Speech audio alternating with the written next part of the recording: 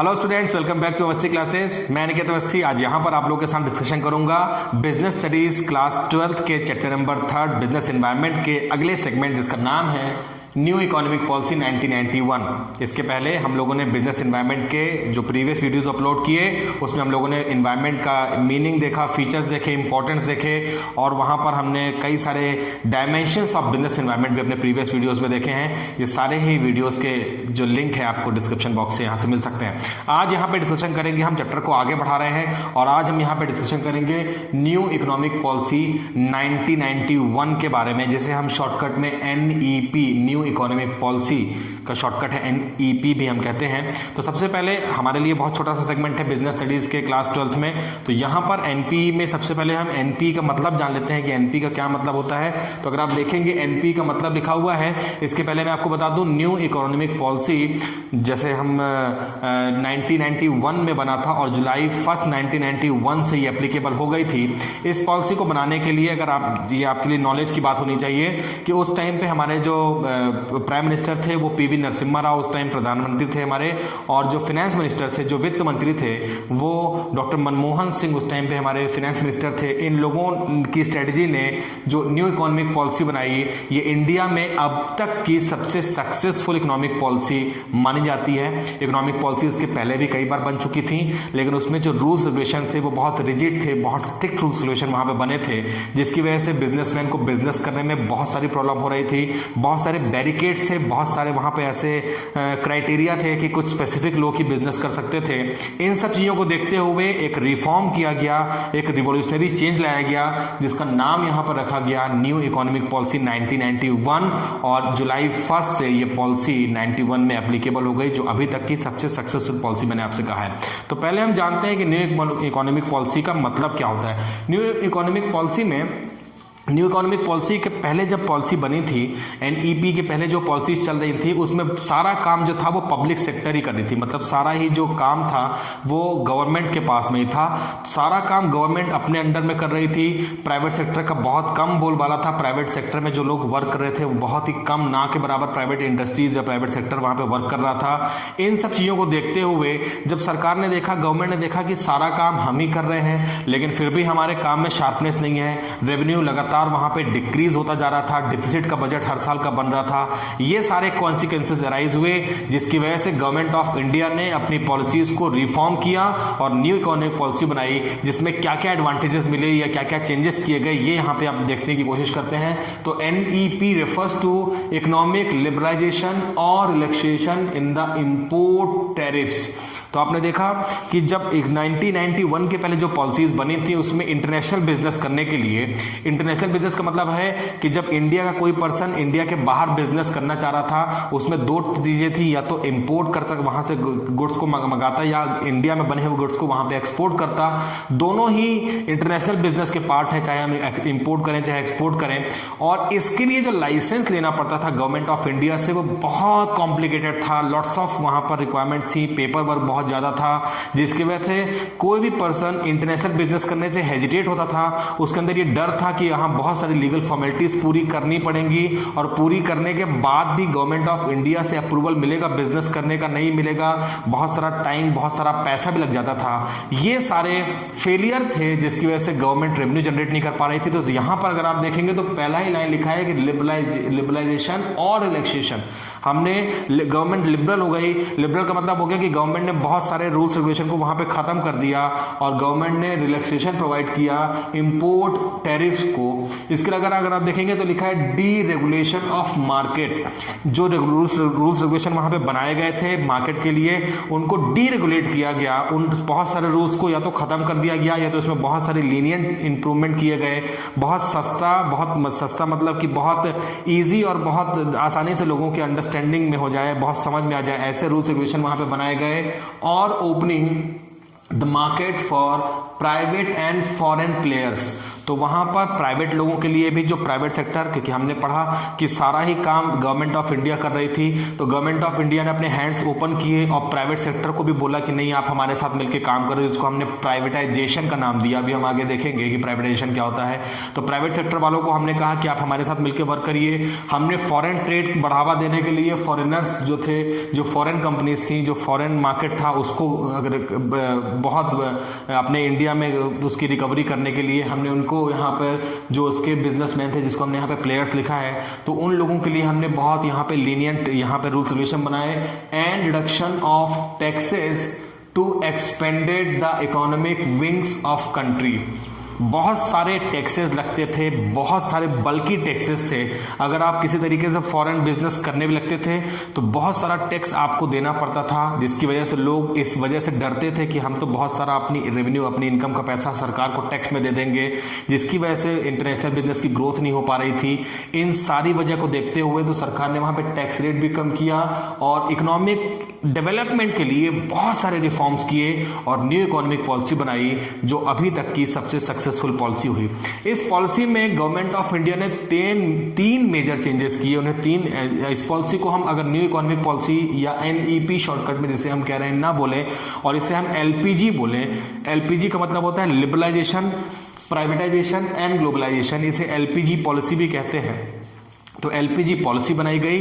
LPG policy में हमने total sectors के लिए 3 इंपॉर्टेंट यहाँ पे रिवोल्यूशन पास किए और वो देखते हैं पहला क्या है। तो पहला अगर आप देखेंगे तो लिखा हुआ है लिबरलाइजेशन।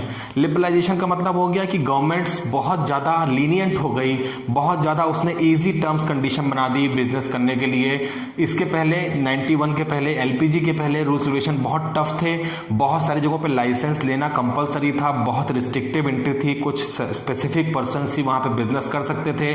तो ये सारी चीजें थी, इन्हें यहाँ पे लिबरलाइजेशन पॉइंट में उन चीजों को वहां से एलिमिनेट किया गया।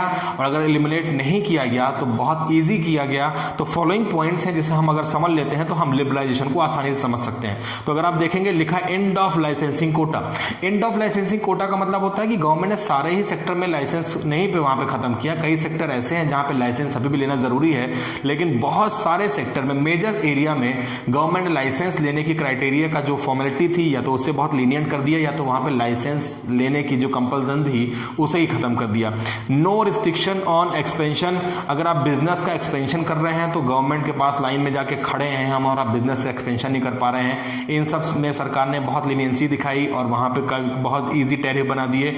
रिडक्शन ऑफ टैक्स में रिडक्शन कर दिया। अननेसेसरी जो टैक्सेस देती थी गवर्नमेंट, जिसकी वजह से टैक्स बर्डन बढ़ जाता था बिजनेसमैन के ऊपर में, रेवेन्यू कम जनरेट करता था, हेजिटेट होता था बिजनेस करने के लिए, तो हमने यहाँ पे टैक्स रिडक्शन कर दिया। अल्टीमेटली सरकार ने जो भी यहाँ पे स्टेप्स लिए हैं वो इंडियन इकोनॉमी को बूस्ट करने के लिए, इंडियन इकोनॉमी को बढ़ाने के लिए किए थे। तो देखिए, टैक्स रिड्यूस करना, कोई बोलेगा कि इंडियन इकोनॉमी इससे कैसे डेवलप होगी। जब टैक्स रिड्यूस हो जाएगा तो नंबर ऑफ बिजनेसमैन बिजनेस करेंगे और वो लोग जब बिजनेस करेंगे तो थोड़ा थोड़ा टैक्स करके उतना ज्यादा टैक्स गवर्नमेंट ऑफ इंडिया के पास आ जाएगा, जितना टैक्स उसने रिड्यूस किया था उससे कई ज्यादा मल्टीपल हम कर लें, वहां पे टैक्स गवर्नमेंट ऑफ इंडिया वहां पे जनरेट कर सकती है। Easy rules for the export and import. मैंने आपसे कहा फॉरेन ट्रेड को बढ़ावा देने के लिए जो इंपोर्ट एक्सपोर्ट के रूल्स थे उसको बहुत ईजी किया गया। Easy entry for foreign market. Foreign market में एंट्री लेना, फॉरेन मार्केट का मतलब मैंने बताया आपको, या तो गुड्स हम किसी दूसरी कंट्री में बेच रहे हैं या दूसरी कंट्री से खरीद रहे हैं, ये दोनों ही फॉरेन मार्केट में कवर होते हैं। तो वहां के लिए एंट्री एग्जिट हमने फ्री एकदम होना चाहिए, फ्री एंट्री फ्री एग्जिट होना चाहिए। तो हमने बहुत इजी रूल्स बनाए। Freedom in movement of goods and services. Goods और सर्विसेज का मूवमेंट या तो कंट्री के अंदर या तो कंट्री के बाहर करने के लिए बहुत सारा पेपर वर्क, बहुत सारा लाइसेंस, बहुत सारी स्क्रीनिंग होती थी, वो हमने यहाँ पे खत्म कर दी। इसके अलावा freedom in fixing the price of goods and services. Goods और सर्विसेज पहले जो उसके रेट फिक्स होते थे वो according to government rules regulation होते थे, तो जिसमें से प्रॉफिट मार्जिन बिजनेसमैन का बहुत कम रहता था, सरकार एक स्पेसिफिक रूल बना के रखती थी, उसके अकॉर्डिंग होता था। ऐसी सारी यहाँ पर जो रिस्ट्रिक्शंस थी वो खत्म हो गई हैं। गुड्स और सर्विसेज का प्राइस बिजनेसमैन डिसाइड करते हैं और जो बेनिफिट है उससे एक अकॉर्डिंग वे में लेने के बाद में ही बिजनेस स्टार्ट करते हैं, तो बहुत सारा मुनाफा बिजनेसमैन को होता है, इंडियन इकोनॉमी का डेवलपमेंट होता है। दूसरे अगर हम पॉइंट में चलते हैं, जिसे हम प्राइवेटाइजेशन कहते हैं, तो प्राइवेटाइजेशन का मतलब मैंने आपको बताया कि जब गवर्नमेंट अपना एक मेजर पार्ट खुद ना करके उस पार्ट को किसी प्राइवेट सेक्टर को दे दे, तो उसे हम प्राइवेटाइजेशन कहते हैं। एग्जाम्पल के साथ आपको बता सकता हूं मैं, पहले सिर्फ टीवी में दूरदर्शन डीडी चैनल आता था। ये डीडी चैनल जो आता था, दूरदर्शन चैनल था, ये सरकार की तरफ से था, और ये टोटल यहाँ पर एक ही चैनल आता था जिसे हम दूरदर्शन कहते थे। सरकार ने प्राइवेटाइजेशन किया और उसके बाद से अब आप देखेंगे कि DD1 जो आता है उसे तो कोई देखना भी पसंद नहीं करता, बहुत कम लोग हैं जो देखते हैं, और बहुत सारे प्राइवेट चैनल का यहाँ पर अब नंबर्स ऑफ प्राइवेट चैनल हैं। ये प्राइवेटाइजेशन का ही रिजल्ट है कि नंबर्स ऑफ प्राइवेट चैनल हैं। पहले इंडियन एयरलाइंस, एयर इंडिया की फ्लाइट चलती थी, अब बहुत सारी दूसरी फ्लाइट भी चलती हैं। ऐसे बहुत सारे मैं आपको सेक्टर गिना सकता हूँ जहां पे प्राइवेटाइजेशन के बाद से रिजल्ट्स बहुत अच्छे हुए हैं, उसे ही हम प्राइवेटाइजेशन कहते हैं। तो लिखा है giving greater role to private sector, private sector को ग्रेटर रोल प्रोवाइड करना। और गवर्नमेंट ने ये उन जगहों पे ज़्यादा किया जहाँ पे गवर्नमेंट की जो कंट्रोलिंग पावर थी वो बहुत लूज हो गई थी, या बिल्कुल समझिए कि हाथ से वहाँ पे कंट्रोल निकल चुका था गवर्नमेंट का।